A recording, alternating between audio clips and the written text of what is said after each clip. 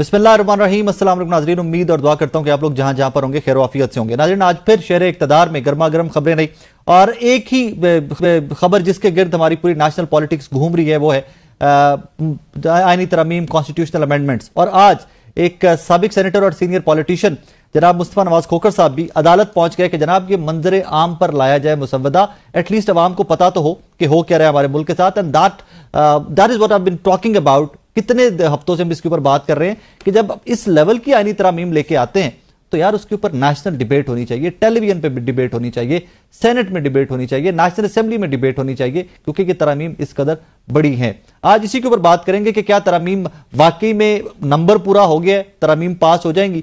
और सेकेंडली फिर हालातों वाकयात खैबर पख्तूनख्वा से भी कोई बहुत अच्छी रिपोर्ट नहीं हो रहे, दो कि वहां पर भी अमेंडमेंट्स का सिलसिला जारी है, तरमीम का सिलसिला जारी है। आज वहां की कैबिनेट ने भी जो 2017 पुलिस एक्ट था जिसमें आईजी को बाइख्तियार बनाया गया था पुलिस में सियासी मुदाखलत रोकने के लिए, आज वहां पर वो तमाम इख्तियारात भी रिवर्स करके वज़ीर आला खैबर पख्तूनख्वा को दिए गए हैं। यहां पर एक अमर नोटिस करने के काबिल है कि अली अमीन गंडापुर साहब आईजी इस्लामाबाद को तो ललकारते हैं, but when it comes to his own IG KP के, वहां पर मुझे कोई ललकार या आवाज सुनाई नहीं देती। इन्हीं टॉपिक पे बात करते हैं। नाज़रीन, जहां पर हम डेली प्रॉब्लम्स की बात करते हैं, ऑब्वियसली प्रॉब्लम्स चारों तरफ है हमारे, लेकिन वहीं पर सोल्यूशंस की जानिब जाना भी जरूरी है।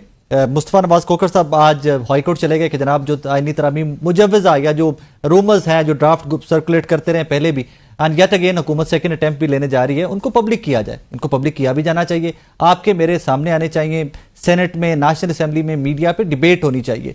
किस हद तक मुस्तफा नवाज खोखर साहब इसमें कामयाब होंगे। और सेकेंडली आज खैबर पख्तूनख्वा से कुछ बड़ी डेवलपमेंट्स हैं। हमने देखा कि माजी के अंदर पाकिस्तान तहरीक इंसाफ की हुकूमत बार बार शिकवा करती आई कि जी IG and chief secretary KP के चेंज नहीं कर रहा विफाक और वो हमसे कोऑपरेट नहीं कर रहे वो दोनों ऑफिसर्स।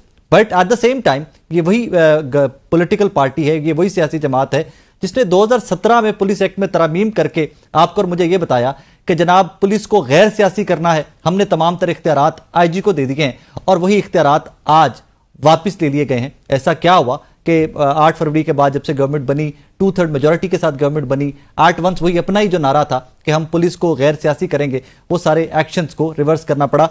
मुस्तफा नवाज खोखर साहब से आगाज करते हैं इस सेगमेंट में। शांदना गुलजार साहिबा और मुस्तफा नवाज खोखर साहब हमारे साथ होंगे। मुस्तफा नवाज खोखर साहब, अस्सलाम वालेकुम सर। जी वालेकुम सलाम। खैरियत से सर, आप ठीक ठाक हैं? अल्लाह का शुक्र, आप सुनाइए। सर, आईनी तरमीम पे आप हाई कोर्ट चले गए, वो ड्राफ्ट आपके और मेरे सामने आना चाहिए, बिल्कुल आना चाहिए, but sir at the same time parliament को इस्तेकाक तो हासिल है ना। हम टाइमिंग पे बात कर सकते हैं, हम पैटर्न पे बात कर सकते हैं, तरीकाकार पे बात कर सकते हैं, बट पार्लियामान को ये हक तो हासिल है ना सर कि वो अगर 2/3 मेजोरिटी है, नंबर पूरा है, तो वो कर सके इसमें आईनी तरमीम। जी बिल्कुल, हमने तो पार्लियामान के इस्तेकाक पे सवाल ही नहीं उठाया। हमने ये भी बात नहीं की कि जी पार्लियामान ये आइन साजी नहीं कर सकती या कोई कानून साजी नहीं कर सकती। ये हमने सवाल तो उठाया ही है। हमने तो सवाल और इस्तदा जो हाई कोर्ट के सामने की है वो सिर्फ इतनी सी है कि 18वीं तरमीम भी जब हो रही थी तो उस वक्त अवामुन्नास को, सिटीजन्स एट लार्ज को ये मौका फराहम किया गया था कि वो इतनी अहम कानून साजी में अपनी राय और तजावीज दें। और ये सारे का सारा जो अगर हम दुनिया भर में देखें तो पार्लियामेंट्री प्रैक्टिस और जो जमहूरी असूल है उनके ऐन मुताबिक रवैया है कि आप लोगों से राय लेते हैं जी। इस दफा ऐसा हो रहा है कि एक दिन के अंदर आप चाह रहे हैं कि ड्राफ्ट आए और उसी दिन उसको कानून को पास करा लें, अब वो आइन की अंदर तरामीम हो जाए और अवाम को उसके अंदर अपनी राय देने का मौका न मिले। यहाँ पर तो ये हालत है कि इस वक्त MNA और सेनेटर्स को भी नहीं पता कि क्या आईनी तरमीम आ रही है। तो हम सिर्फ इतना चाहते हैं कि एक पीरियड प्रोवाइड किया जाए कि जिसके अंदर अवाम भी अपनी राय दे सके, जैसे 18वीं तरमीम के दौरान दी थी। हम किसी के इख्तियारात और किसी के उसके ऊपर कदगन लगाने की तो बात ही नहीं कर रहे। Fair enough. शांदना साहिबा, जस्ट लाइक JUIF, मौलाना फजलुर रहमान साहब की जमात ने एक अपना मुसव्वदा बनाया है, एक आज या कल वो भी पब्लिक हो जाएगा, आपके मेरे सामने आ जाएगा। पाकिस्तान तहरीक इंसाफ को इतना अच्छा नंबर है नेशनल असेंबली के अंदर, आप लोग इन कॉन्स्टिट्यूशनल अमेंडमेंट्स का हिस्सा क्यों नहीं बने, अपनी सजेशंस क्यों नहीं लेके आते? बहुत शुक्रिया साकिब साहब शो पे बुलाने का और आपकी तवस्सुत से मुस्तफ़ा साहब को और तुम्हारे व्यूवर्स को भी सलाम। देखिए, हमें कोई बिल दिखाएगा तो हम उस पे डिस्कशन कर सकें, एग्री करनी तो दूर की बात है। जो मुस्तफ़ा साहब ने कहा उससे तो मैं एग्री करती हूँ, लेकिन मैं आपको एक खतरनाक मोड़ की तरफ ले जाती हूँ। आप सिर्फ थ्योरी में ये सोचें, बहुत ममालिक में ऐसे हो चुका है, कुछ तो मज़ाहिया चीजें थी। फॉर एग्जाम्पल जर्मनी में एक कानून आया था फ्लोर ऑफ द हाउस, और फिर ब्लैक फॉरेस्ट में उनका जो सूबा है, और वहां से उसको रिजेक्ट कर दिया गया कि शादी का लाइसेंस सिर्फ 10 साल का होगा। क्योंकि 10 साल बाद जर्मनी में इतनी ज्यादा शादियां टूट रही थी, उन्होंने कहा फायदा क्या है कि आप उनको सारी उम्र का लाइसेंस दें। उस पे फिर चर्च ने भी ऑब्जेक्शन की, मुसलमानों ने भी ऑब्जेक्शन की, तमाम जो जर्मन्स थे जिस भी दीन के थे, उन्होंने कहा क्या अजीब बातें करें, पार्लियामान का ये मतलब तो नहीं है कि आप अब हमारे दीन को हम पे उलट दें।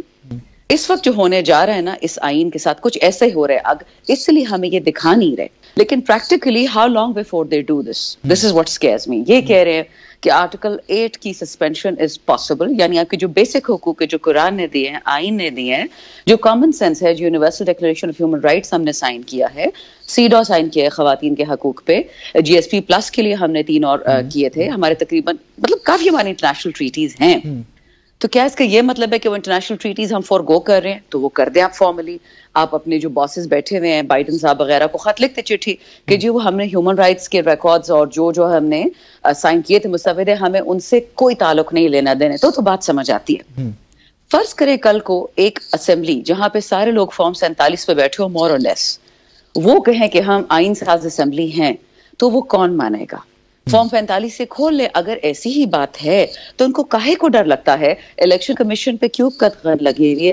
वो सारे फॉर्म 45 निकाल दे, देख ले कि कौन कौन सीटें जीता था 8 फरवरी को, बेशक फिर आईनी तरमीम कर ले। अच्छा, इसी तरह जो हमारी रिजर्व सीटें हैं, तमाम खवातीन को और गैर मुस्लिम अकलियतों को बाहर रखा हुआ है। डर काहे का है? अगर आप इतने ही सच्चे, इतने पाकिस्तान के सगे हैं और आप पाकिस्तान पे एहसान करना चाहते हैं तरमीम के साथ, अदलिया को आजाद करना चाह रहे हैं, आईन को बहाल करना चाह रहे हैं, पाकिस्तान को ठीक करना चाह रहे हैं, छुप क्यों कर रहे हैं रात के अंधेरे में चोरों की तरह? आपको 10 MNAs को उठाने की जरूरत क्यों पड़ी?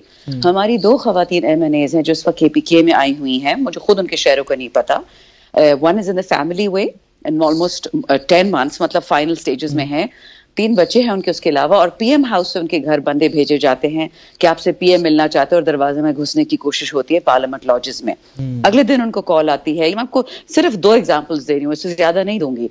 अगले दिन कॉल आती है कि जी क्रेडिट कार्ड आपने बिल नहीं दिया तो कंपनी वाले घर आ रहे हैं लॉजेस में। मुझे आप बताइए कि हाँ कि लॉजेस में तो मच्छर भी नहीं आ सकता जब तक बाहर पुलिस और 7 एजेंसीज को ना पता हो, और ये क्रेडिट कार्ड एजेंसीज उनके घर आ रही है। इसी तरह एक और खातून, उनके वालिद को पंजाब से उठाया गया, उनकी इंटेस्टाइन्स की सर्जरी हुई थी, कोलोस्टोमी बैग्स के साथ थे, और उनके वालिद को थाने ले गए कि बेटी से वोट लो, वरना अगर PDM को वोट नहीं देगी आईनी तरामीम में तो आप लेटे रहोगे थाने में। फिर कितनी मुश्किल से उनसे निकाला। तो अगर ये तरामीम उन्होंने पास करनी है बगैर दिखाए और इस तरीके से पास करनी है, कौन मानेगा? मुस्तफा साहब को भी यहीं पे एंगेज कर लेते हैं। That is where I was coming कि तरमीम आपका हक है, फेयर एनफ, गवर्नमेंट करे उसमें आके, लेकिन जो तरीकाकार इख्तियार किया गया, मेरे पिछले क्वेश्चन का पर्पस ये था कि जो तरीकाकार इख्तियार किया गया वहां पे हम सबके सेफ महसूस करते हैं। इवन बीइंग अ पाकिस्तानी मुझे खुद से लगता है कि पता नहीं यार ये तरमीम होने के बाद क्या हो जाएगा। दो when you talk about constitutional court, fair enough, आप बनाइए, सारी जमातों को ऑन बोर्ड लीजिए, बैठिए, लेकिन बाकी तरमीम जो है वो इतनी खतरनाक है कि हम सबके सब गैर महसूस कर रहे हैं। जी हाँ, बिल्कुल। देखिए ना, अब आर्टिकल 199 को अगर आप तब्दील करने की बात करेंगे तो वो एक ऐसा कानूनी हक है कि जो पाकिस्तान में बसने वाले हर शहरी को हासिल है कि अगर खुदा न खास्ता उसके साथ मुल्क के किसी भी हिस्से में ज्यादती होती है तो वो उस कानून के तहत, उस इख्तियार के तहत हाई कोर्ट में जा सकता है। फिर इसी तरह अगर आप आर्टिकल 8 को अमेंड करते हैं जो बुनियादी इंसानी हकूक के मुतालिक है, तो ये आपके लिए, मेरे लिए, तमाम पाकिस्तानी शहरियों के लिए ये बड़ी फिक्रमंदी की बात है। और सितम ज़रीफी ये है कि हमसे हर चीज छुपा के रखी गई है। हमारा हक है कि हम जाने कि ये क्या कानून साजी हो रही है, हमारा हक है कि ये जाने कि इस कानून साजी के हमारी जिंदगियों पर क्या असरात पड़ेंगे, हमारा हक है कि हम ये जाने कि अगर इसके अंदर कोई गलत चीज की जा रही है तो हम फिर उसके ऊपर तजवीज देकर उसको ठीक करें। ये जमहूरी और पार्लिमानी रवायात के मुताबिक है। इवन कौमी असेंबली के जो अपने रूल्स हैं वो ये कहते हैं कि कोई भी मुजवजा कानून साजी जैसे ही आएगी उसको ऑफिशियल गैजेट के अंदर पब्लिश किया जाएगा ताकि लोग ये जान सकें कि किस तरह की कानून साजी आ रही है। यहाँ पर तो रात की तारीकी के अंदर आप कानून साजी लाकर लोगों को खरीद कर उनको अब 63A की जो जजमेंट आई है उसका तमाम तर मकसद यही है कि हुकूमत रेनेगेट वोट्स हासिल करके इस कॉन्स्टिट्यूशनल अमेंडमेंट को पास करा ले। तो उस आईनी तरमीम की क्या हैसियत होगी कि जो भगोड़े वोटों के साथ हासिल की जाए। तो ये बहुत तवज्जो तलब और फिक्रमंद। सर, भगोड़े से पहले एक सवाल और है जिसकी तरफ शांदना साहब अभी इशारा कर रही थी, लेजिटिमेसी ऑफ द पार्लियामान। हमारी जो मौजूदा सेटअप है, जो मौजूदा हुकूमत है, इनकी लेजिटिमेसी के ऊपर भी एक फॉर्म 45, 47 वो एक ब्लॉट तो है ना सर, अंडर डिस्कशन आज भी है। आज भी लोग वो फॉर्म 45 लिए फिर रहे हैं। चलें आगे, वो मामलात आगे चल रहे हैं कि नहीं चल रहे, अभी वो एक अलग से कहानी है ट्रिब्यूनल्स वाली, बट अभी वो फॉर्म 45, 47 भी तो वो एक कहानी चल रही है ना। दुरुस्त, ये देखे ना, अभी तक इलेक्शन पिटिशंस का फैसला नहीं हुआ। फिर उसके बाद एक सूबे की, खैबर पख्तूनख्वा की इस वक्त रिप्रेजेंटेशन मुकम्मल नहीं है। सेनेट का जो इलेक्शंस है खैबर पख्तूनख्वा में, वो अभी तक नहीं हो पाए हैं। तो ये किस तरह की आग से आप खेल रहे हैं? एक फेडरेशन को यकजा रखने के लिए, फेडरेशन को चलाने के लिए बहुत सी चीजें मलूज़े खातिर रखनी पड़ती हैं, लेकिन यहाँ पर जो रवैया है वो इस तरह का है कि हम किसी चीज को मलूज़े खातिर नहीं लाएंगे। रात की तारीकी के अंदर हम जो कानून धौंस और धांधली से बना सके हम वो बनाएंगे। आप प्रैक्टिस एंड प्रोसीजर को उठाकर देख लें। खुद ही एक दिन कानून लेकर आए और उन्होंने कहा कि नहीं, अदालत के अंदर ट्रांसपेरेंसी होनी चाहिए केस फिक्सेशन के हवाले से। फिर उसी कानून को खुद ऑर्डिनेंस के जरिए तब्दील कर दिया, क्योंकि अपनी राह के अंदर रुकावटें थी और सियासी मकासद हासिल नहीं हो पा रहे थे। तो ये जब इस तरह का आप खेल रचाएंगे तो ऑब्वियसली तशवीश भी होगी। और मैं तो तवक्को रखता हूं कि जो हम केस अदालत के सामने लेकर गए हैं उसके अंदर वो एटलीस्ट हमें न सिर्फ सुनेंगे बल्कि वहां पर इंसाफ भी इस मामले में करें। नाज़रीन, एक छोटा सा ब्रेक लेना है मुझे, मेरे साथ रहिए।